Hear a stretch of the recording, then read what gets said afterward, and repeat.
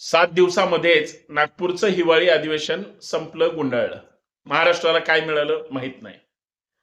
महाराष्ट्रातल्या कुठल्या ज्वलंत विषयावर चर्चा झाली माहित नाही. अख्ख्या अधिवेशनामध्ये आरक्षणाच्या मुद्द्यावर चर्चा झाली का? अजिबात नाही. आरक्षणाचा मुद्दा ज्या इम्पेरिकल डाटासाठी अडवून बसला होता तो जातीनिहाय जनगणनेशिवाय होणार नाही, त्याच्यावर काही चर्चा झाली का? काहीच नाही. नोकर भरतीबद्दल काही कुणी प्रश्न विचारले का? अजिबात नाही. राज्यामध्ये बेरोजगारीचं प्रमाण प्रचंड वाढतंय, काही चर्चा झाली का? अजिबात नाही.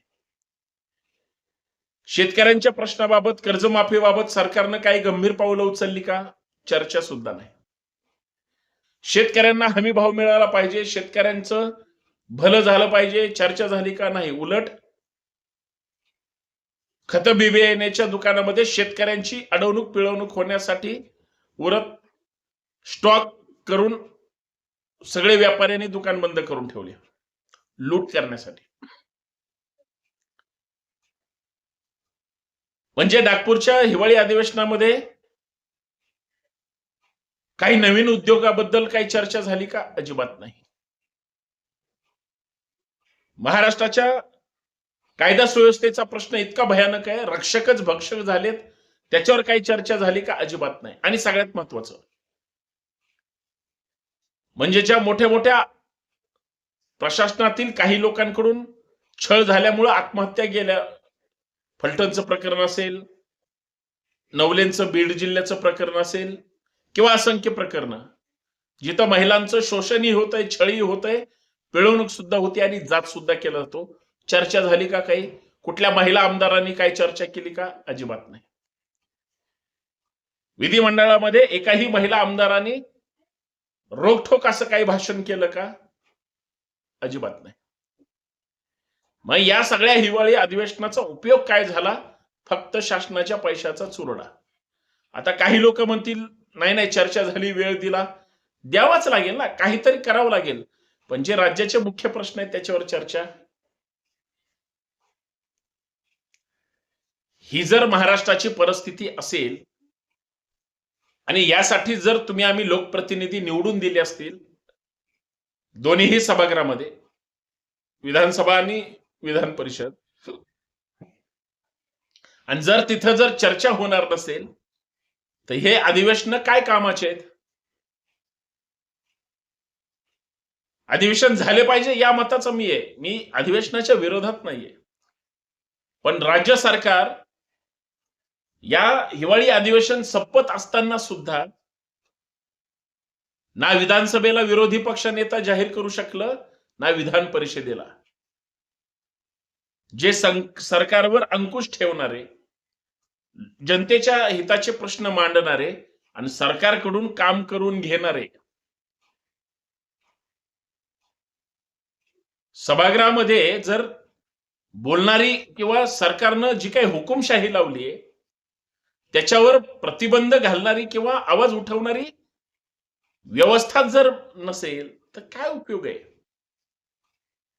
बोथट झाल्या संवेदना तरी आम्ही षंढासारखंच वागणार, अशी जर महाराष्ट्रातल्या तरुणांची अवस्था होणार असेल तर लढणारा समाज निर्माण कुठून होणार हो? मीच माझ्या लढाईचा सारथी असेल तर माझे सहकारी कोण असतील, या वाक्यासाठी जर आमच्या समोर प्रश्नचिन्ह असेल तर होणार कसं? सरकारला, सरकारमधल्या लोकांना, प्रशासनाला, खास करून अधिकारी वर्गाला कामं करायची नाहीत, लोकांच्या प्रश्नावर काहीतरी आवाज उठवायचा आहे, अजिबात नाही. निर्णय घ्यायचा किंवा त्याच्यावर काहीतरी केलं पाहिजे, चकार शब्द नाही. म्हणजे याचा अर्थ असा आहे की ना विरोधी पक्ष नेता होऊ द्यायचा, चर्चा पे चर्चा, चर्चा पे चर्चा, ना विधानसभेत नाही ना विधान परिषद नाही. मग या अधिवेशनाचा उपयोग काय? मी अधिवेशन सुरू होण्याच्या अगोदर एक व्हिडिओ केलाय, तुम्ही एकदा बघून घ्या, की वांझोटे अधिवेशन जर झाली कुठलंही, उपयोगाचं काय? हिवाळी अधिवेशन आज देशामध्ये केंद्र सरकारचं सुद्धा सुरू आहे आणि राज्य सरकारचं सुद्धा. काय अख्खा एक दिवस वंदे मातरमच्या 150 वर्ष साजरे करणाऱ्याला घालवलं, पण त्या दिवसभरात दुसरी एकही चर्चा झाली नाही. ही किती मोठी गोष्ट आहे. म्हणजे ज्या सभागृहाचा एक एक मिनिट महत्वाचा आहे. लोकसभेचे स्पीकर असतील किंवा विधानसभेचे स्पीकर असतील, त्यांच्याकडे जे टाइम बॉन्ड असतो, आपलं जे गव्हर्नमेंटचं मॅन्युअल आहे, सभागृहामध्ये जे जे काही बोलायचं असतं, मांडायचं असतं, प्रश्नोत्तराचे तास असतात, औचित्याचा मुद्दा असतो, जी काही प्रक्रिया असते ती मिनिट टू मिनिट ठरलेली असते. तेव्हा कुठं सभागृहाचं कामकाज त्या दृष्टिकोनातून. खरं तर 10 दिवस 15 दिवस अधिवेशन अपेक्षित असतं. एक म्हणजे 5-7 दिवसात जर गाशा गुंडाळणार असतात. मी मागाशी एक जणाचं ऐकलं की इतक्या कमी दिवसाचं अधिवेशन का? पूर्वी 10-15 दिवसाचे व्हायचे, कमीत कमी 10 दिवसाचं असावं. तुम्ही 7 दिवसाचं केलं, नंतर तर काय तुम्ही 2-4 दिवसाचंच घ्याल. म्हणजे का? लोकांनी निवडून दिलेले हे 288 आमदार विधानसभेचे हे काहीच बोलणार नाही, त्यांना संधी सुद्धा नाही आणि निर्णय अजिबात नाही. प्रश्न जर मनाला विचारला ना प्रत्येक आमदाराने, काही आमदारांचे प्रश्न तर फार गल्लीबोळातलेच होते. म्हणजे मी जे पाहिलं सगळं, मला सुद्धा म्हणजे काही जणांची तर क्यू करावीशी वाटली, पण जाऊ दे, आता तो काय आपला मुद्दा नाही. पण महत्वाचा विषय असा आहे, 288 आमदारांमधले एक 10-20-25 आमदार सोडले, 50 धरा चला, कोणी चकार शब्द काढलेला नाही. ही अवस्था आहे आपल्या राज्याच्या विधिमंडळाची. सत्ताधारी आमदार नेत्याच्या पुढे बोलायला तयार नाहीत. विरोधकाच्या आमदारांमध्ये बोलण्याची हिंमत नाही. म्हणजे सगळे लाचारीचं आयुष्य जगतायत या ना त्या कारणाने. ज्या लोकप्रतिनिधींकडून खरं तर सभागृहाची भाषणं पूर्वीची जर पाहिली, तर जर स्क्रीनवर आले टीव्हीच्या, तर उभा महाराष्ट्र त्यांची ती भाषणं किंवा ती वक्तृत्व शैली ऐकावत राहावं इतकं हजरजबाबी आणि सभागृहाचा सन्मान राखून ते बोलायचे. मग ते विरोधी पक्षातले असो किंवा सत्ताधारी पक्षाचे, एक नीट बोलायला तयार नाही.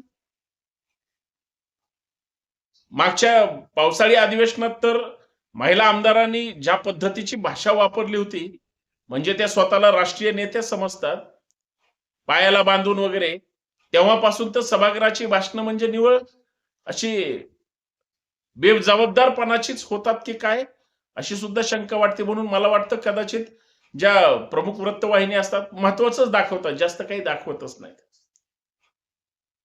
भांडतात कशावरून? कोण कुणाचा मित्र आहे, कोण कुणाचा शत्रू आहे, आमचा असाच उल्लेख केला, आमचा तसाच उल्लेख केला. मग प्रत्येक आमदार आपली आपली टोळके घेऊन जातात, ते एकमेकात भांडतात, ते सभागृहाचं नाव बदनाम करतात, त्याच्यावर चर्चा होते. ही आमच्या महाराष्ट्राची परिस्थिती आहे. मित्रांनो, मी ह्या सगळ्या विषयावर बोलण्यासाठी आपल्या समोरच आलेलोच नाही. महाराष्ट्रातली जनता मतदार म्हणून मतदार राजा, जो मतदान करताना 10 वेळेस विचार करतो की मी अशा माणसाला निवडून देणार आहे, अशा माणसाला आपण निवडून देऊयात की जो आपलं प्रतिनिधित्व सभागृहात करताना आपल्यालाही अभिमान वाटेल, आपला आमदार खासदार बोलतोय, मग प्रश्न मांडतोय. मग पण ज्यावेळेस तोच आमदार खासदार जर आबरू घालवत असेल मतदारसंघाची, तर शर्मेने त्या मतदाराला काय वाटत असेल हा विचार न केलेला बरा. हे सध्या घडतंय. पाशवी बहुमत मिळालं किंवा तुम्ही सत्तेत आहात किंवा विरोधात आहात, पण तुम्हाला निवडून दिलंय, लोकांनी निवडून दिलंय. तुमच्या फक्त कुटुंबाने मतदान केले म्हणून तुम्ही निवडून आलेले नाही. हजारो लाखो लोकांच्या मतामुळे तुम्ही निवडून येता. तुम्ही कसे निवडून येता, किती पैसे वाटता, पैसे असणारेच निवडणुकीला उभे राहतात, हे सगळ्या जगाला माहित झालंय. तरी सुद्धा जी लोक तुम्हाला प्रामाणिकपणे एक छदाम न घेता सुद्धा मतदान करतात, पक्षाला, आयडियोलॉजीला, व्यक्तीला बघून, त्या सगळ्या लोकांचा किती भ्रम निराश आहे, ज्यावेळेस आमदार मुख गिळून गप्प बसतो, पक्षाच्या व्हीप पुढे जात नाही, आक्रमकपणे तो भूमिका मांडायला तयार नाही, मुख्यमंत्री, उपमुख्यमंत्री, इतर मंत्री यांना कुठलाही जाब विचारणारा प्रश्न जर तो विचारत नसेल, सभागृह खरं तर प्रश्नोत्तराचं असतं, आवाज उठवण्याचं असतं, जर तो शांत बसणार असतील, तर सर्वसामान्य जनतेच्या प्रश्नाला न्याय तर सोडा, आवाज सुद्धा ही लोक उठवू शकत नसतील, यापेक्षा मोठं दुर्दैव काय? आणि यासाठी या लोकांना वर्षानुवर्ष निवडून देत आलोत का, हा सुद्धा विचार करणं गरजेचं आहे. म्हणजे पावसाळी अधिवेशन जसं पाण्यात वाहून गेलं, हिवाळी अधिवेशन सुद्धा असं थंडीत कुडकुडून संपलं असं म्हणलं तरी वावगं ठरणार नाही. ही वस्तुस्थिती आहे महाराष्ट्राची आणि ती अत्यंत दुर्दैवी आहे.